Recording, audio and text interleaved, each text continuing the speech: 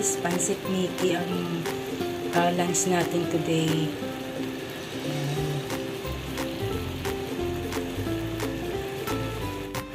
Nilagay ko na yung red bell pepper. Yan. Luto na to. Kain na tayo guys. Sarap.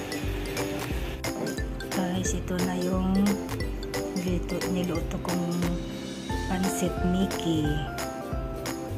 Yan. Ito yung lunch.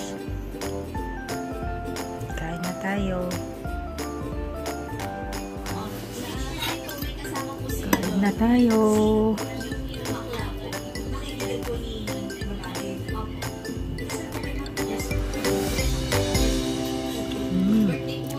Sarap.